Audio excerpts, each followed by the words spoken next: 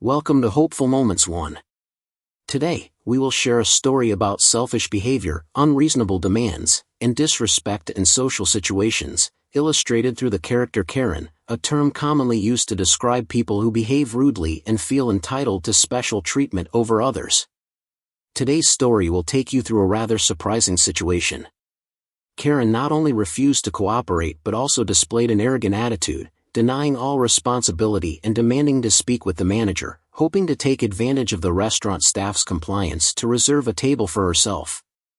If you find this story intriguing and full of valuable lessons, don't forget to like, share, and subscribe for more insightful stories. A few weeks ago, during a long business trip, I, a 39-year-old man, stopped by a local restaurant for a quick meal.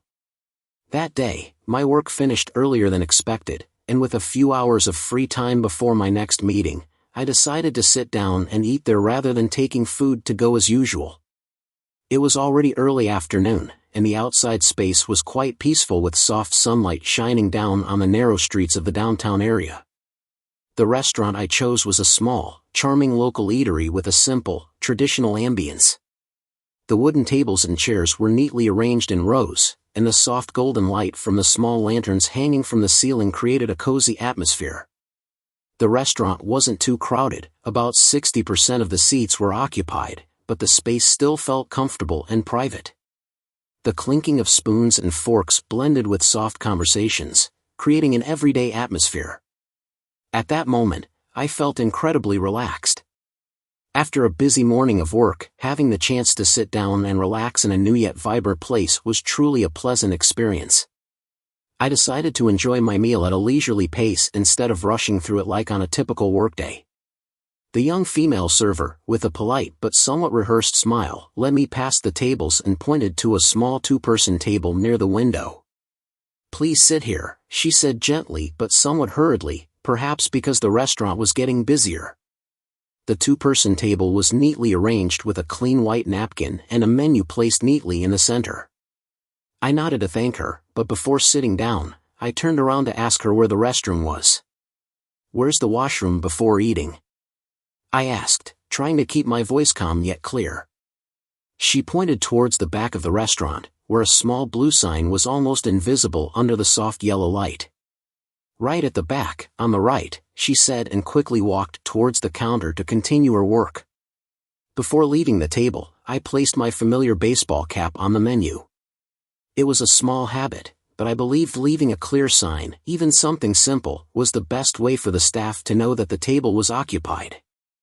I quickly glanced around, saw nothing unusual, and then left. My table was in the perfect spot, not too close to the kitchen to avoid noise but also not too far to feel isolated. After about 2 minutes of washing my hands, I stepped out of the restroom, feeling refreshed and ready to enjoy my meal. However, when I returned to my original table, I was very surprised to find that it was no longer there. Both the chair, the menu, and my baseball cap were gone. A wave of confusion hit me. I stood still for a few seconds, looking around, wondering if I had mistaken the location, but clearly, this was the table I had been directed to earlier. Turning back to find the server, I saw a group of 5 people gathered around a large table nearby. They had moved a small two-person table into their area, my table. A woman in the group, around 40 years old with neatly styled blonde hair, was sitting comfortably at the small table as if it had always belonged to them. As I approached, my eyes inadvertently caught sight of my baseball cap lying discarded on the floor a few steps away from their table. The cap looked so out of place, like a silent evidence of my table being moved. I bent down to pick it up, still feeling a mix of surprise and frustration. When I went to retrieve the cap, I couldn't help but feel a bit worried and concerned. Before bending down, I turned to ask the people sitting near my old table if anyone had accidentally moved my table. One woman in the group, who seemed quite confident and unconcerned about the situation, spoke up. She, whom I'll call Karen, explained that one of their friends had just arrived, so they needed an extra table. She said the table I was sitting at wasn't being used, as if it were just an object without any indication that it was reserved for someone. I still felt like something was off, but tried to stay calm. I explained that I had been assigned to sit there and had left my cap on the table as a sign while I went to wash my hands. My surprise and confusion grew even stronger when Karen coldly replied that there had been no cap on the table. Her response was a flat-out denial, which only made me even more suspicious. At this point, I couldn't suppress the growing feeling of unease within me.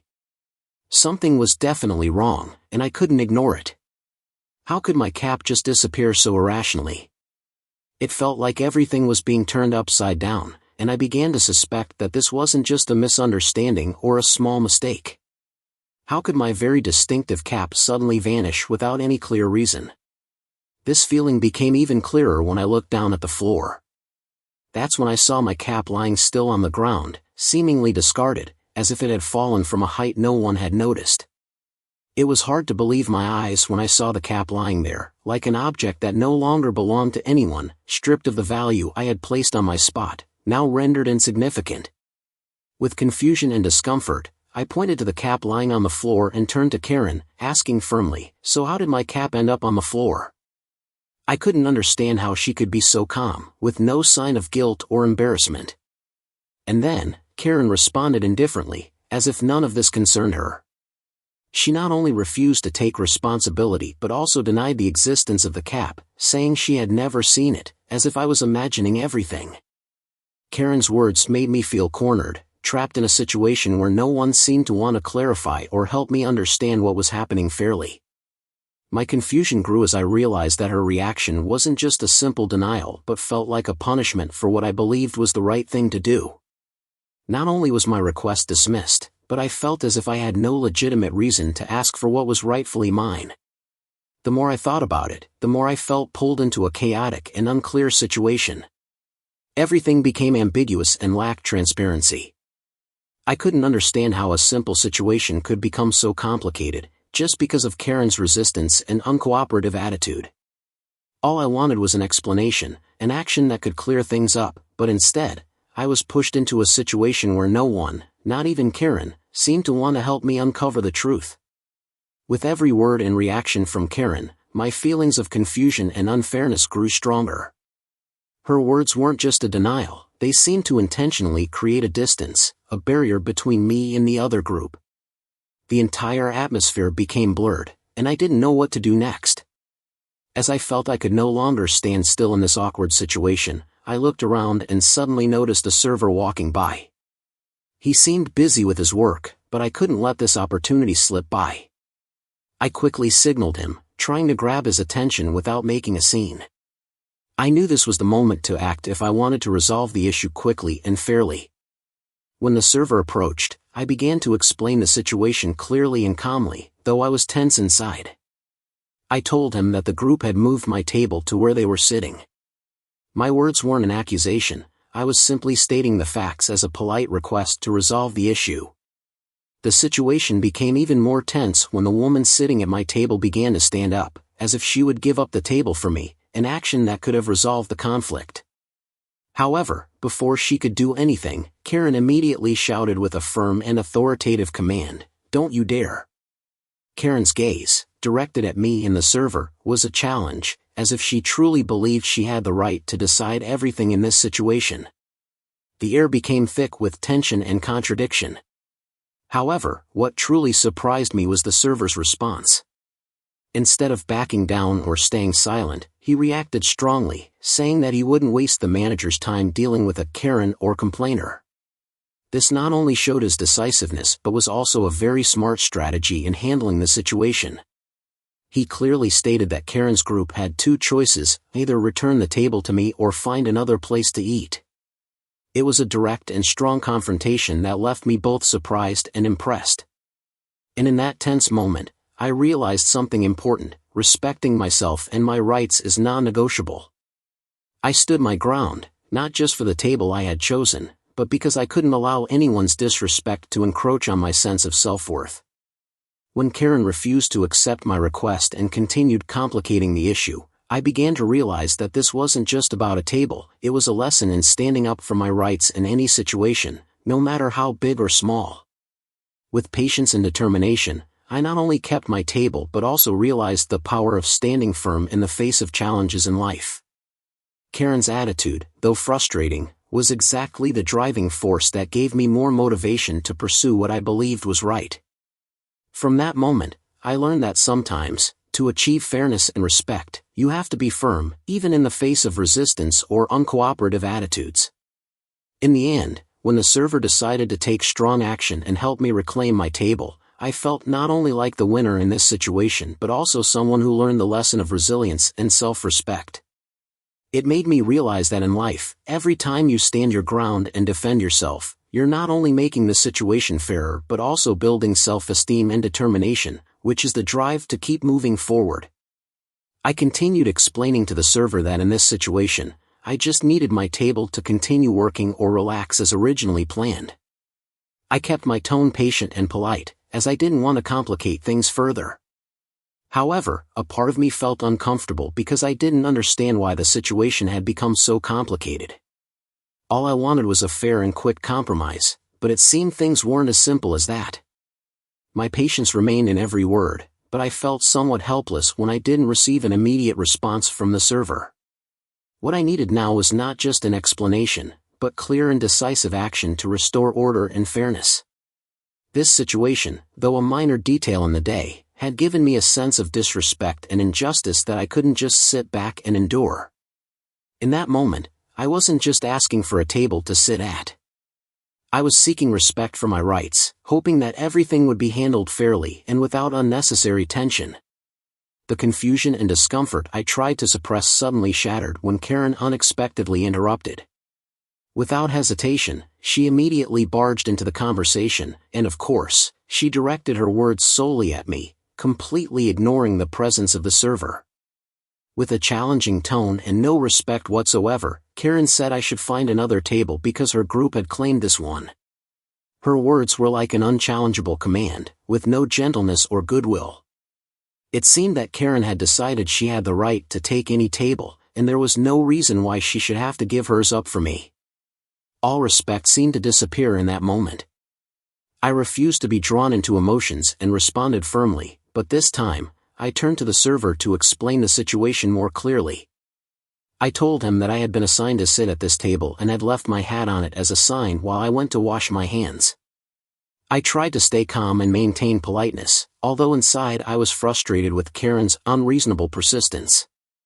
The situation became even more tense when the woman sitting at my table began to stand up, as if she was going to give up the table for me, an action that could have helped resolve the conflict. However, before she could do anything, Karen immediately shouted with a firm and authoritative command, "Don't you dare!" Karen's gaze at me and the server was a challenge, as if she truly believed she had the right to decide everything in this situation. The atmosphere grew tense and filled with contradiction. However, what truly surprised me was the server's response. Instead of stepping back or staying silent, he reacted strongly, saying that he wouldn't waste the manager's time dealing with a Karen or complainer. This not only showed his decisiveness but was also a very smart strategy in handling the situation. He clearly stated that Karen's group had two choices, either return the table to me or find another place to eat. It was a direct and strong confrontation, leaving me both surprised and impressed. In that moment, I truly respected the server. He not only did his job well but also showed rare qualities and confidence in such a tense situation. With that, I decided to leave him a generous tip to thank him for handling the situation excellently and not giving in to Karen's overbearing attitude. While Karen continued to glare and mutter uncomfortable words, I couldn't stop feeling a sense of enjoyment. This feeling grew stronger when I realized she couldn't accept being opposed. I couldn't help but smile or lightly laugh every time she shot angry looks at me. Perhaps my patience was tested to its limit, but there was nothing I could do except calmly accept Karen's expression of dissatisfaction. Looking back at this situation, I realized that I could have chosen another table from the start, but at that moment, I genuinely thought this was just a simple misunderstanding, until Karen spoke with her typical attitude. At that point, all forgiveness and patience were no longer an option. It was Karen's attitude that made me decide to confront her and not back down, even though this situation could have been resolved more gently if she hadn't displayed aggression from the very beginning. Life sometimes places us in challenging situations where our patience and self-respect are tested. From this story, I want to share an important lesson with you. Never let the disrespectful behavior or uncooperative attitude of others shake your belief in and your rights. Every time you stand firm and defend your rights, whether in a small or large situation, you not only restore fairness but also increase your self-respect. Remember, you deserve to be treated with respect and fairness. And when facing disrespectful people, don't hesitate to make reasonable requests, as your determination is the key to maintaining dignity and confidence in life. Always remember that sometimes protecting yourself doesn't just bring immediate results but is also a valuable lesson that helps you grow and become stronger in the future. Don't let short-term difficulties rob you of the resilience needed to face life.